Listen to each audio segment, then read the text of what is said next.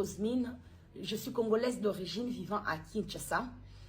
Je suis la maman d'Alexandra, une congolaise vivant au Canada, à Québec, précisément dans la ville des Trois-Rivières, où elle est étudiante à l'université et elle combine avec un job étudiant.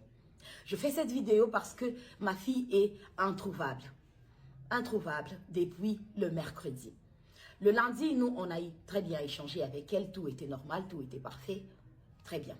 Le mardi, son papa l'a écrit, son papa a parlé avec, lui a dit, je vais envoyer ton argent de loyer le mercredi ou le jeudi. Il s'est même excusé parce que normalement, on envoie des 27, déjà le 27 ou le 28, en tout cas avant les 30. C'est ce que la coloc réclame souvent. Alors, du coup, le mercredi, on n'a pas eu à échanger avec. Le jeudi, son papa a envoyé l'argent le matin.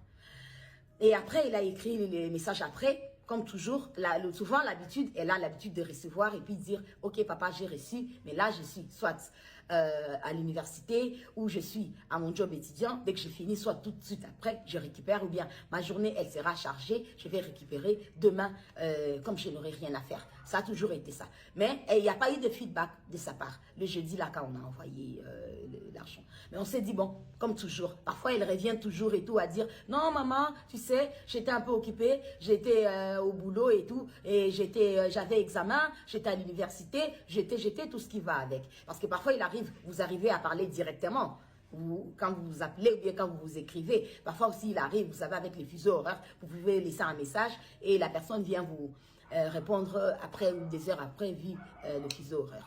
Alors, le jeudi, Alex n'a pas fait de signe. Ça nous a inquiétés. Alors, on s'est décidé, non, le vendredi, de contacter sa coloc. Nous, c'était le matin. Eux, là-bas, c'était le matin. Il fallait attendre qu'ils se réveillent. Nous, c'était à 14 h. Là, il était 14 h, je crois, 6 h chez eux ou 7 h. On appelle Louane. Son papa a parlé avec... Mais moi aussi. Moi, je parle de mon appel à moi, à la maman. J'ai parlé, je dis, allô, Louane, ça va et tout. Ça fait, je n'arrive pas à joindre Alexandra. Elle me dit... oui, ça fait 2 jours que moi je l'ai vu. Moi, personnellement, j'étais à la maison et ça fait 2 jours que je l'ai vu. Et là, ça fait 2 jours, moi, je ne suis pas à la maison. Je suis chez mon copain ou chez mes parents et voilà. Mais vous pouvez me laisser à l'heure de ma pause, j'irai à la maison. Je vais essayer de voir si je vais la contacter, la voir et puis vous revenir vers vous. Je dis, mais là, je suis vraiment très inquiète, Louane. Je ne sais pas. Oui, madame, je vous comprends très bien et tout. Alors, j'attends un peu et tout, et puis je lui rappelle encore et tout. Je suis pas encore partie et tout, mais après, je pars dites-moi dans combien de temps. Non, dans une demi-heure, peut-être je serai. Ouais. J'ai dit, ok, d'accord. Après, tout de suite, après, quand c'est raccroche, elle m'envoie un SMS, parce qu'avec avec Louane, je ne parle pas sur WhatsApp. C'est juste l'appel normal. L'appel normal et tout. Donc, elle me fait un SMS pour me dire, faites-moi, rappelez-moi, j'ai la suite... et j'ai les nouvelles de mon coloc. Je rappelle tout de suite. Allô? Oui, j'ai mon coloc qui m'a dit qu'il a déposé le mercredi à l'île de Cantan. J'ai dit, un coloc? J'ai dit, mais Louane, je ne savais pas qu'il y avait un coloc. J'ai pensé que vous habitez que vous deux, ma fille et vous et tout. Elle me dit, non, il y a un coloc. Et après, il y a votre fille, l'autre coloc. Bon, personnellement, je me suis dit, si déjà ma fille ne m'avait jamais dit qu'il y avait un coloc, peut-être c'est dit, vous savez, nous sommes des mamans africaines, on est parfois un peu parano et tout, je n'allais peut-être pas accepter qu'elle habite là où il y a un garçon parce que je savais qu'il n'y avait que la fille ou laquelle, c'est elle la mairesse, qu'on a fait les bails et voilà. Et on savait qu'elle qu'on est toujours en contact. Et sur les vidéos qu'elle avait envoyées, bref, je savais que Alex n'habitait qu'avec Louane. Je n'étais pas au courant du colloque. Bref, ça. Après, elle me dit, je lui demande, passe-moi le numéro du colloque en question. Elle dit non, déjà, je savais qu'il ne va pas vous répondre et tout parce qu'il a travaillé de nuit, il est rentré, il va dormir. J'ai dit, bon, puisqu'il vient de vous donner l'information maintenant qu'il a eu Alex, il a déposé Alex à l'île de Cantan. Donc, je pense que je suis sa maman, je suis inquiète. Il peut aussi me donner la même information comme ça que je puisse parler avec lui. Je vous envoie quand même le numéro, mais je sais qu'il ne répondra pas. Elle envoie le numéro, j'appelle, il décroche pas, il décroche pas, il décroche pas. Et puis après, finalement, Et il décroche quelques temps après et j'attends la voix de Louane à côté. Donc, j'ai compris que Louane, elle avait pris justement sa pause en question pour aller à la maison pour vérifier comme elle m'avait dit. Alors, il me dit, oui, j'ai déposé votre fille mercredi à 15h40 à l'île de Cantan. C'est là où j'ai déposé votre enfant. Et c'était la dernière fois que je l'ai vue et elle n'est plus revenue à la maison. Alors je lui pose la question, je dis, mais comment vous savez qu'elle n'est pas revenue à la maison? Parce que sûrement, vous avez des programmes différents. Vous pouvez aussi être à votre truc, vous pouvez être occupé, elle aussi. Il dit, non, moi je suis des 3 h du matin ou des 3 h à 3 h. Je suis plus de temps ici. Donc si elle était revenue, je l'aurais su et tout. Donc, elle n'est pas revenue depuis le jour où je l'ai déposée à l'île de Cantan. Et je me rappelle encore, Louane m'avait dit, pendant qu'on parlait d'abord au téléphone, elle m'a dit, ah tiens, je me rappelle que hier, j'étais venue à la maison, j'ai vu sa chambre, la porte de sa chambre, la porte était ouverte, mais je n'ai pas entendu de bruit, je ne l'ai pas vue elle. Donc, je ne l'ai pas vue elle, la personne. J'ai dit, ah ok, d'accord. Alors, je leur demande, j'ai dit, s'il vous plaît, contactez la police. Comme ça, plaignez-vous que votre coloc, et vous ne voyez pas votre collègue, vous n'avez pas les nouvelles de votre coloc depuis le mercredi. Alors ils me disent non, on ne peut pas appeler la police parce que la police ne prendra pas en considération les amis que le parent. Donc ça sera mieux vous-même appeler la police et tout.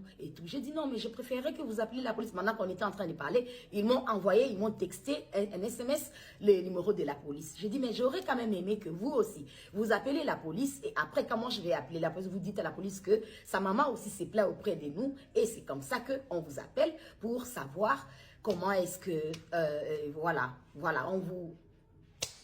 on fait la plainte en fait, ensemble. Ils ont dit, bon, c'est ils avaient dit au téléphone non, mais bon, après, j'ai raccroché pour moi, trouver la solution de comment trouver à appeler la police.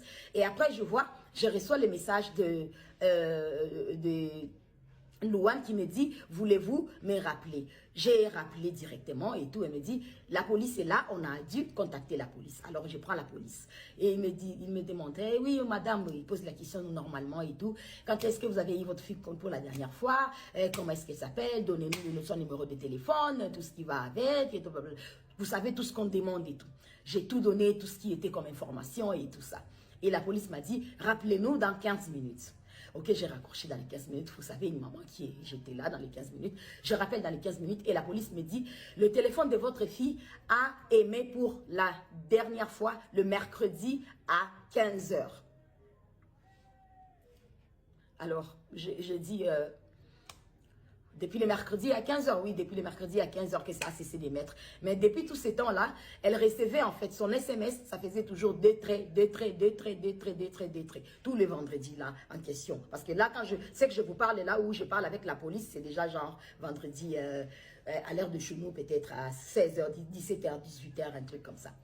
Après, je suis restée plutôt en contact avec la police. La police, ils m'ont passé le numéro, appelé le numéro, tel numéro et tout. Ils m'ont donné le numéro. Donc, je me suis mise maintenant avec la police et tout. J'étais là avec eux et tout. Ils ont dit, ok, on commence les recherches. Ils m'ont dit, on est au moins 40 personnes, on est là et tout, à chercher votre fille, à essayer de savoir qu'est-ce qui s'est truqué, où est-ce qu'elle est, où est-ce que... on est déjà chez elle ici à la maison. On est arrivé, on va prendre, je sais pas, bref. Tout ce qui est faux pour pouvoir retrouver votre enfant. J'ai dit, ok, d'accord. Je vais attendre qu'est-ce que la police va me dire. Bon, vous savez, je suis une maman.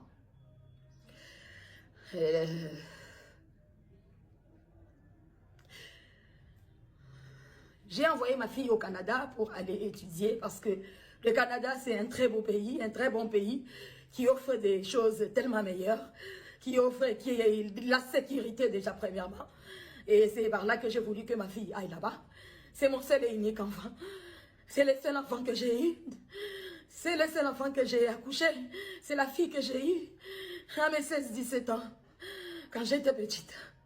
Et j'ai souffert de ma vie. Et j'ai souffert. Et j'ai dit que ce que j'ai vécu, ma fille n'allait pas le vivre. Il fallait que je me batte pour pouvoir offrir une vie meilleure à ma fille. Alors, c'est pourquoi j'ai envoyé ma fille au Canada pour aller étudier. Je suis une mère à ce moment, tellement triste. Mais Alex, je m'aurais te dire, ma fille, reste forte. Je n'arrêterai pas de te chercher jusqu'à ce que je te retrouverai, mon enfant, mon bébé. On a un slogan, ma fille et moi. Alex et maman contre le monde entier. Et je lui dis toujours, si quelque chose t'arrive, qu'est-ce qui m'arrivera à moi? Elle répond, tu vas mourir. Oui, Alexandra, je vais mourir. Hein. Je vais mourir, hein, mon bébé.